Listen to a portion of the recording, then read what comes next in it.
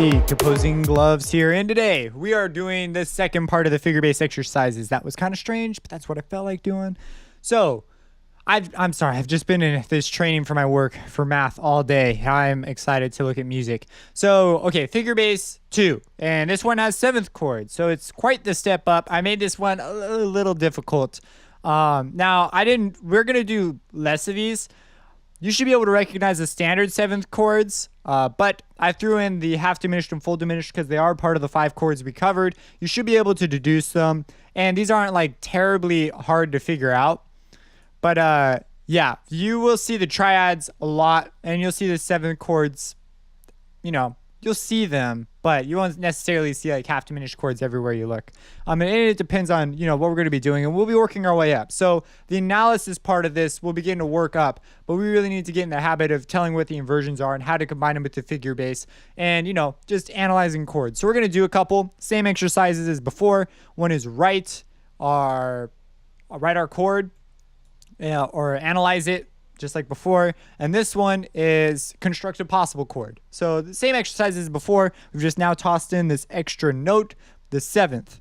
So let's jump in. Let's do this first one. So this first one, and again, we're assuming we are in the key of C. So key of C. Let's look at this chord. Now, I'm deliberately spreading them across the staff because you just have to get good at this. You have to be able to read notes across the staff and tell what the chords are. If you play piano, you've seen this every day you've played piano. If you have gotten to a respectable level of piano. You don't even have to be that respectable. If you play piano, you should be able to do this. And then, if you play an instrument or you're a singer or you're an EDM producer or something, then this may be a little foreign to you. So just giving you exercises on this. Okay, so we have let's analyze it. So we've got an E flat down here, a B flat, a C, and a G flat. And immediately I'm like, hey, there's a hole here in between these two notes. So that's interesting. So I say one of these notes probably fits there. This would be a G. And I say, hey, there's a G flat. So I say, well, this is a C. A C would go down here. And I notice, hey, this is this smells like a C chord of some kind. So if I put the C here, well, the E is lowered and the 5th is lowered. The 3rd and the 5th are both lowered, which means it's a diminished chord. And then if I look at this B flat, well, I say, well, the major 7 is B, so a B flat would be a minor 7. And so I say this is a diminished chord with a minor 7, which sounds to me like a half diminished chord. And so I'm gonna put my chord symbol up there just to of good habit. And so, okay, what font am I in? Okay, I'm in the jazz font. So it's a C, and then it's a half diminished chord, which you type by doing the O. No, you type by doing the 0. I got used to that other font. They use like J and K for that stuff. Okay, so we have C, half diminished, and let's go ahead and do the Roman numerals. So we're pretending we're in the key of C. So we say, the key of C, that means we hit Control L. That means we have a 1 down here. So there's a 1. It's lowercase because we're diminished. And we do not need to write diminished, though. We just need to specify that, like, hey, we are in, we can specify that with our figure bass. So we can say, okay, the figure bass is going to be a little involved. We'll hit Control G. So we say, all right, what note is in the bass? And we look at this E flat. And we say, well, this has got a 7th. And an E flat, that's the 3rd. So that means that we're in first inversion. And in the case of this figure bass, see, this is a lot more like sort of involved in my opinion.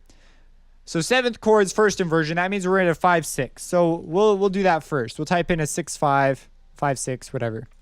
And so we say, well, if the E is the lowest note, we know that this is supposed to be I go on the other side, a 3-5-6, right? There should be a 3rd and then a 6. And then also there would be, there's more to this. But anyways, we say, well, this one, it's a C major chord. And we see that this has been lowered, but we see, well, the 3rd, which should be the G, right? That's been lowered. So we need to indicate that by putting a flat sign next to it. Okay. The 5th, well, the 5th the 5th in this case would be the 7 if our chord were in root position. Or it's a little weird. Not if our chord were in root position. So we look at this, we say, okay, here's an E flat. And we say, well, the 3rd above the E flat would be also lowered because that would be the G flat. The fifth above the E flat would be the B flat, so that would also be lowered. You go through this process. And the six is just the C. And so the 6 actually is fine. We don't need to say anything about the 6. And so that would be our answer right here. So here, this is a 1, and this lets us know that it's a diminished chord and all this mumbo jumbo. We could get rid of this, and this would still produce a diminished chord, only now the what the role of this chord is in a key is obscured. So this lets us know, hey, this is a 1 chord.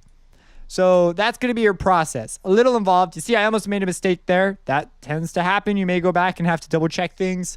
But yeah, so there you have it. You may need to include some extra numbers for these accidentals. Not all of them are that crazy. This one isn't that too crazy, but it is, kind of crazy. So 6/5 first inversion, and then we just had to tack on the 3 there at the end. Let's come down here. Let's construct a chord. If this is over your head, by the way, if like all of that was just completely way too fast, like blew your mind apart, you need to go back and do some previous exercises. You need to be quicker. That shouldn't have been too bad.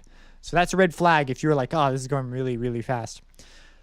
Okay, so here we have a 3. If it could take you a while to do the exercise, but if you understood what I was saying in the process I went through, then you're okay. You can do this. But if you like were just totally lost, go back. Don't try to do something you're totally lost at.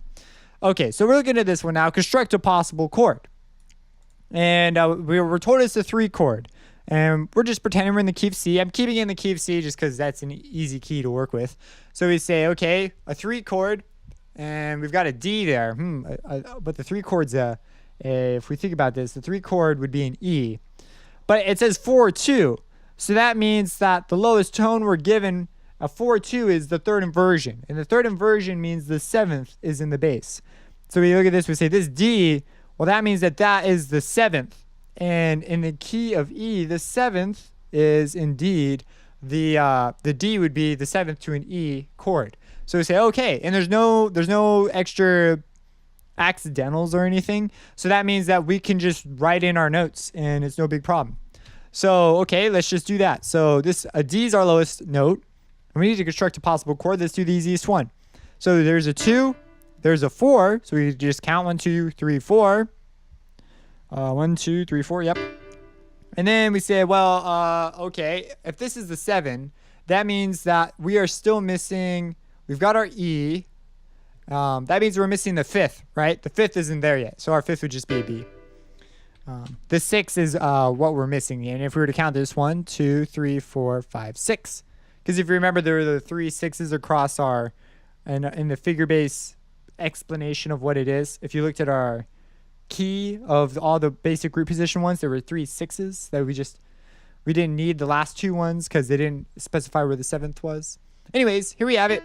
You should probably label it. So we say, okay, well, this is an E chord, and it's a E minor chord because it's minor in the key of C major. Or you could just, do the exercise. And we've got a D, which would be a minor 7, right? Because the key B flat has 3 flats, and it would be a half step if it was a major chord, because E flat major would go like this. Well, I can't play it for you. Or not E flat major, my bad. E major would have 4 sharps, 3 flat. I was thinking of E flat. Anyways, okay. Anyways, we have an E minor chord, and it's an E minor 7 because it's a minor 7. That's what I'm trying to say. And I tripped up over my theory a little bit there, but you get the idea. So that would be how we would do that. Now we could, if you wanted to, you could bring the D down here and rewrite the notes across the staff and do all these things.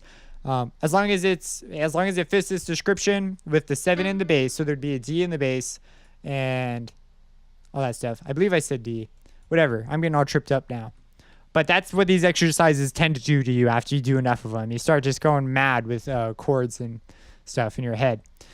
So anyways, that's that. There are 2 examples. Yes, these are more involved, and they can kind of burn you out after you do them, especially if you're not the quickest. And if you try explaining them out loud like I'm doing right now, it could just sound totally crazy what you're going through. Because now we're like digging through scales and thinking of the key and thinking of, how the figure bass ties into this, and oh, it's a 3 chord, which means it's this, and you think of all these different things. It just gets a little intense sometimes, especially when you have like double flats and stuff. That's good stuff. So yeah, if you have any questions about this, let me know. Subscribe and have a blessed day.